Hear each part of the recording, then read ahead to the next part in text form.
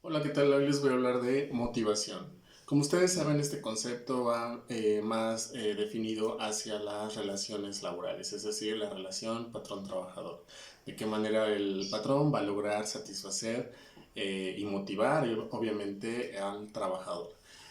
Para ello vamos a definir qué es la motivación. La motivación como tal es impulsar al trabajador, en este caso, para que logre las metas tanto propias como de la organización.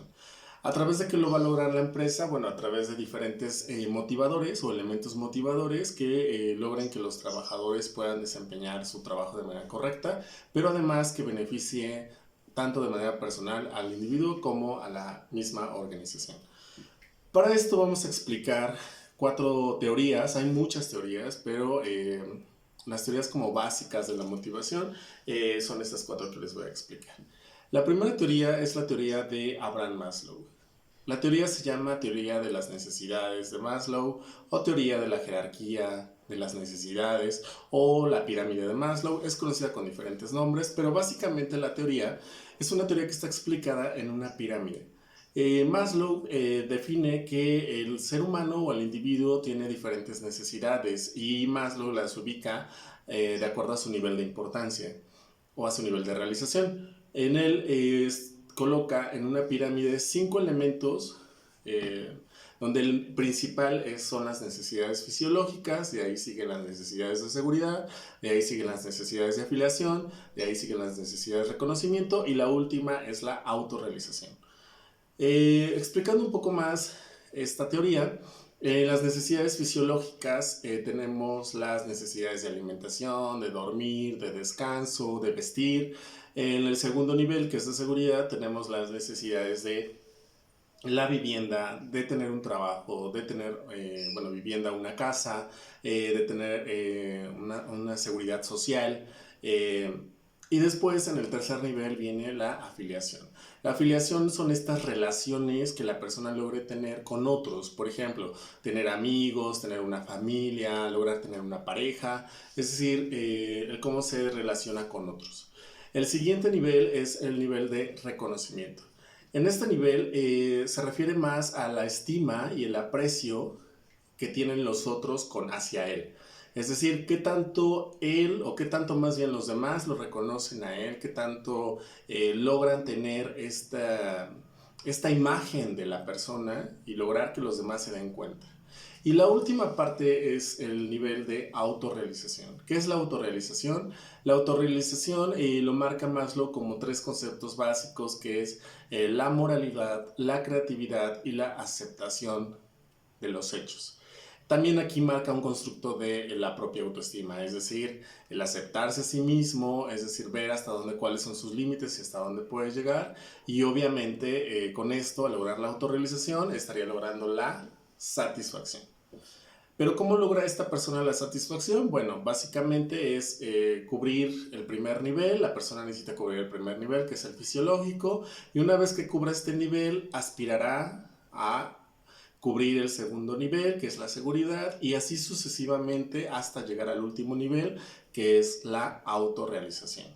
Es decir, una persona necesita cubrir diferentes necesidades que están ya escalonadas en los diferentes niveles, pero siempre deberá cubrir desde lo básico hasta llegar a la satisfacción total.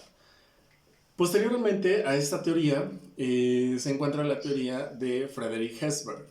Esta teoría de Friedrich Hesberg también es conocida como la teoría de los dos factores o los dos factores motivacionales. ¿Qué son los factores motivacionales para Hesberg?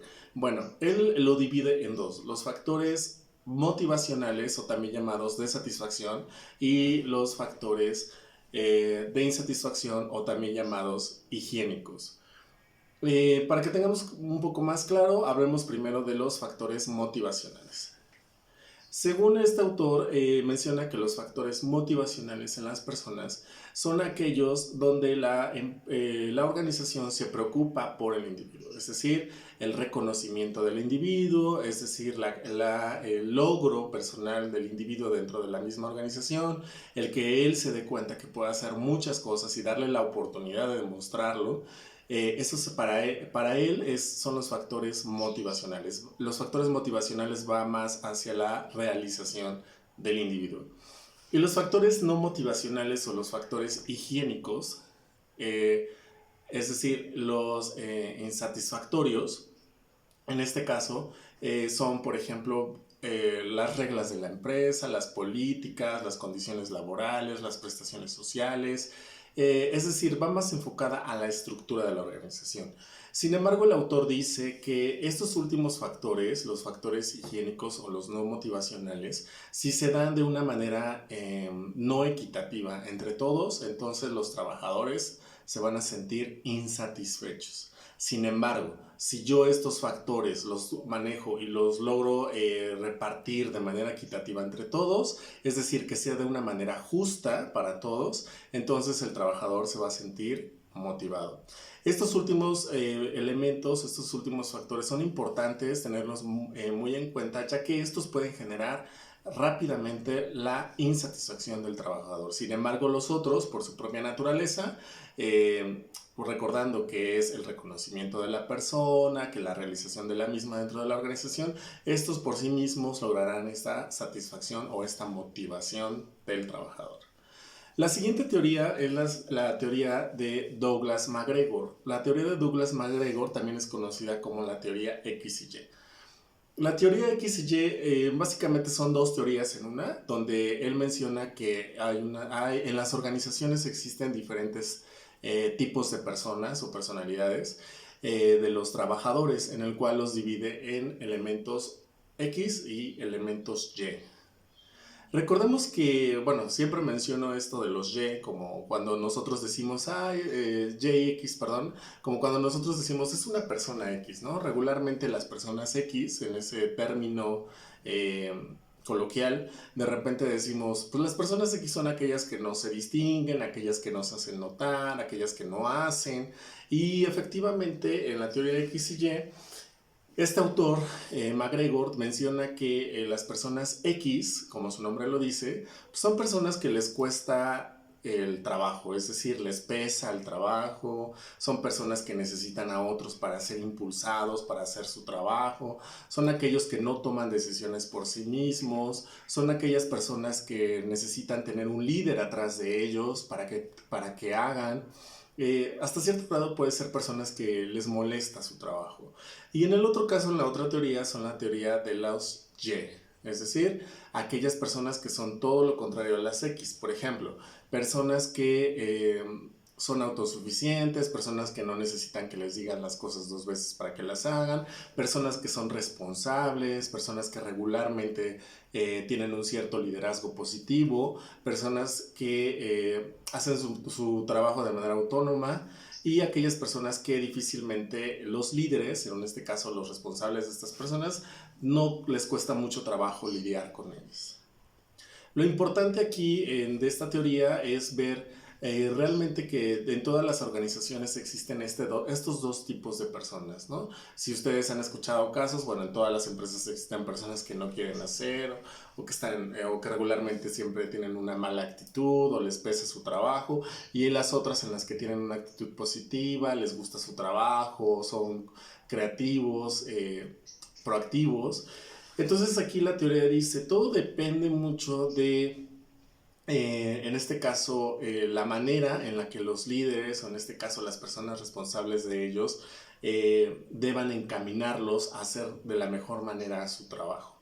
Entonces, es decir, como clasificarlos o identificarlos como qué tipo de personalidad tiene cada uno de nuestros trabajadores, y de esta manera ver cómo poder impulsarlos para motivarlos en su trabajo. Si podemos hacer un análisis de esta teoría, podríamos concluir entonces que las personas X regularmente no están motivadas en su trabajo, regularmente no hay cosas específicas que los motiven, y la labor de nosotros como líderes de esas personas o responsables de esas personas es buscar la manera de impulsarlas para dejar de ser catalogadas como personas X. Y la última teoría que vamos a ver es una teoría que se llama teoría de las expectativas de Bloom, o también es conocida como teoría de la motivación para producir.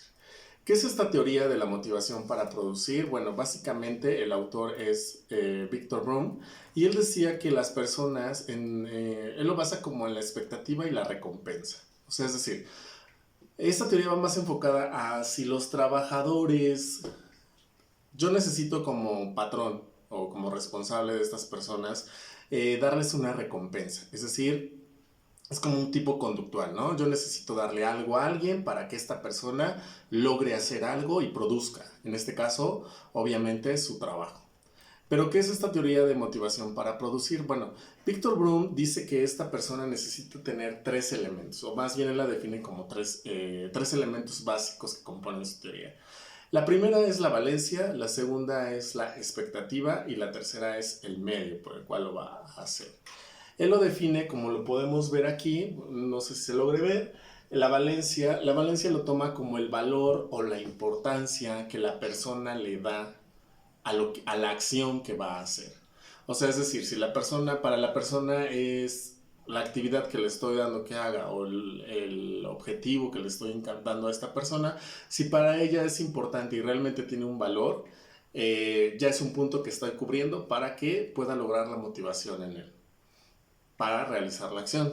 La segunda es la expectativa, es decir, el grado de convicción que tiene esta persona en relación a su esfuerzo-desempeño. Es decir, si el esfuerzo y el desempeño van de la mano, entonces el trabajador va a tener una confianza de logro. Si el trabajador siente que sí lo puede hacer y que sí realmente lo puede lograr, entonces ya tenemos cubierto el segundo punto. Recuerda, el primer punto es la valencia, que tiene que ver con el deseo, tiene que ver con la importancia de la recompensa, es decir, que realmente la recompensa para él sea buena.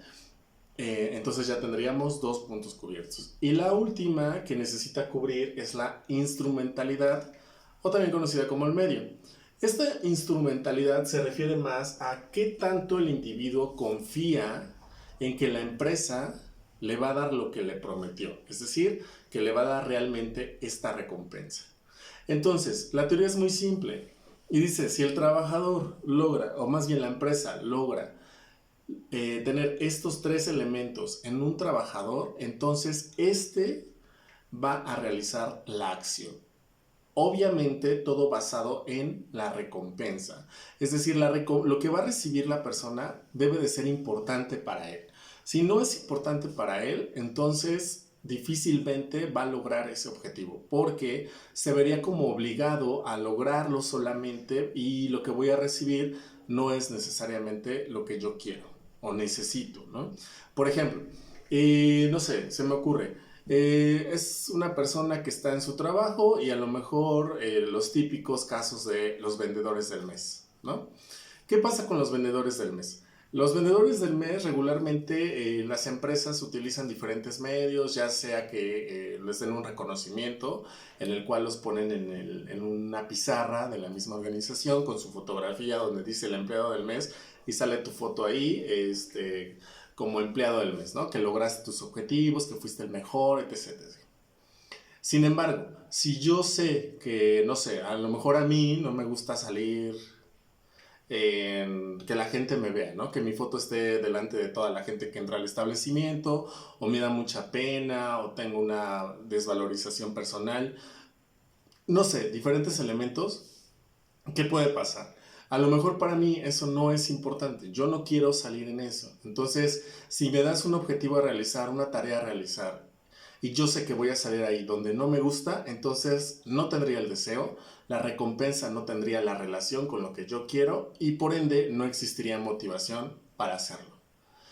Es un poco difícil en poco tiempo explicar largamente y ampliamente estas teorías. Espero que te sirva de algo. Para reafirmar, puedes investigar en algunos otros elementos, algunos otros libros más a fondo de estas teorías, pero básicamente estas teorías explican muy bien lo que es la motivación. Espero que te haya servido. Nos vemos la siguiente clase.